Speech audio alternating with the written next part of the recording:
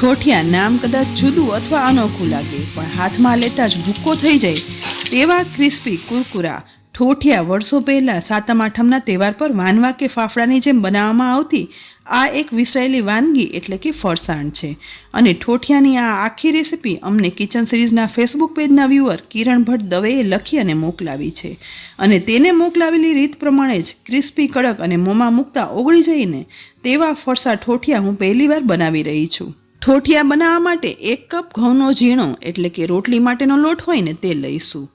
હવે આ લોટમાં 1/4 ટીસ્પૂન હિંગ, અડધી ટીસ્પૂન જીરું અને 1/4 ટીસ્પૂન મીઠું ઉમેરી દઈશું. લોટમાં બધું સહેજ એવું મિક્સ કરી અડધા કપ પાણીમાંથી એકદમ થોડું પાણી ઉમેરતા જઈ એકદમ કઠણ લોટ બાંધવાનો છે. અને હા, આ ઠોઠિયા બનાવવા માટે આ લોટમાં આપણે મોણ તરીકે તેલ અથવા તો બીજું કંઈ પણ નથી ઉમેરવાનું. મોણ તરીકે તેલ ના ઉમેરવાથી ઠોઠિયા બન્યા પછી એકદમ ક્રિસ્પી બને છે. અહીં ધીમે ધીમે કરી એકદમ કઠણ લોટ બંધાઈ ગયો છે. આ લોટ આપણે ભાખરીનો લોટ બાંધીને તેટલો જ કઠણ બાંધી લેવાનો છે. લોટ બંધાઈ ગયા પછી માત્ર સહેજ એવું તેલ ઉપરથી ઉમેરી લોટ સહેજ એવું મસળી લઈશું.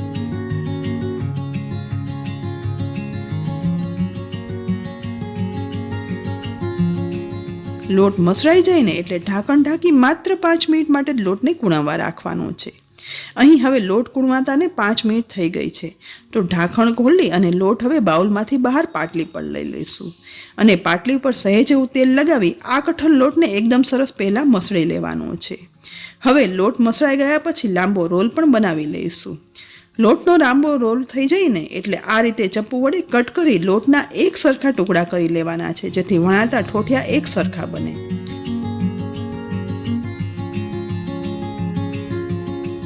લોટના બધા એક સરખા કટ થઈ ગયા પછી એક ટુકડો લઈ આ રીતે 2 હાથ વડે ગોળ લુવો પણ બનાવી લઈશું.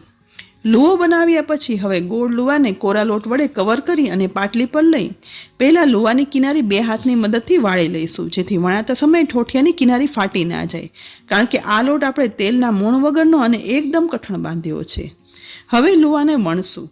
સહેજ એવું વધારે કોરા લોટ વડે કવર કરી અને સતત વણતા પૂરીથી થોડી મોટી સાઇઝના અને રોટલીથી થોડી નાની સાઇઝના ઠોઠિયા વણી અને તૈયાર કરી લેવાના છે.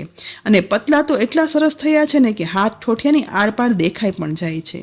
બસ વણાઈને તૈયાર થઈ ગયેલા આ ઠોઠિયાને સાઈડમાં રાખતા જઈશું. આ જ રીતે બીજા લોહામાંથી પણ એક સરખી પૂરીથી થોડી મોટી સાઇઝના વણી અને ઠોઠિયા તૈયાર કરી લેવાના છે.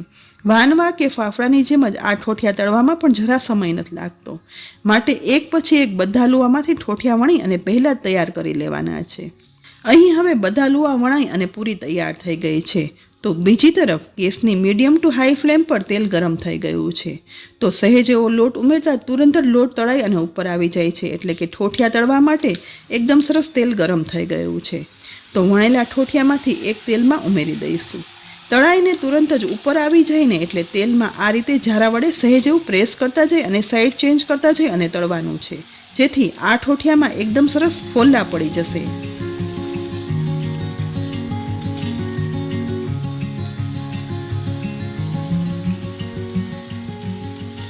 બંને બાજુ તળાતા માત્ર સહેજ એવું લાઇટ ગોલ્ડન બ્રાઉન કલર સાથે ઠોઠિયા તળાય અને એકદમ ક્રિસ્પી કડક પણ તુરંત જ થઈ જશે. તો હવે તેને તેલમાંથી બહાર એક ડીશમાં કાઢી લઈશું. આ જ રીતે એક પછી એક બધા ઠોઠિયા ગેસની મીડિયમ ટુ હાઈ ફ્લેમ પર તળી લેવાના છે.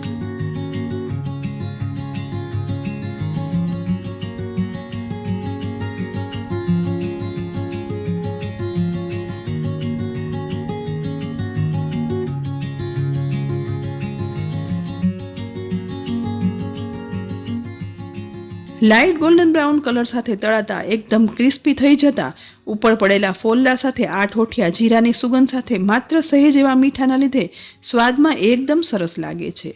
અને એક વખત બનાવી અને ત્યાર પછી એરટાઇટ કન્ટેનરમાં ભરી અને રાખી દો ને તો એ જ સ્વાદના અને ક્રિસ્પી લગભગ 8 થી 10 દિવસ સુધી સારા રહે છે. અને પછી સવારે કે પછી બપોરે ચા સાથે કે પછી લીલી ચટણી સાથે નાસ્તામાં તેનો આનંદ ઉઠાવી શકાય છે. તો ફ્રેન્ડ્સ, સાતમ આઠમના તહેવાર પર બનતી વર્ષો જૂની વિસાયેલ વાનગી ઠોઠિયાની આ રેસીપી તમને કેવી લાગી? અમારા ઘરમાં મેં પણ આ રેસીપી પહેલી વાર બનાવીને તો બધાને ખૂબ જ ભાવી. તો તમે પણ આ તહેવારના દિવસોમાં એક વખત જરૂરથી બનાવજો. સાથે જ રેસીપી ગમી હોય ને તો લાઈક કરી અને શેર કરજો અને અમારી યુટ્યુબ ચેનલને સબસ્ક્રાઈબ કરી બાજુમાં આપેલ બેલ આઇકન પણ પ્રેસ કરી દેજો. અને હા, અમારા ફેસબુક પેજને લાઈક કરી અને ફોલો કરજો, જેથી આવી ઉપયોગી રેસીપીના અપડેટ્સ તમને તુરંત જ મળી જાય. ફરી મળશું ઉપયોગી રેસીપી સાથે. ત્યાં સુધી આવજો.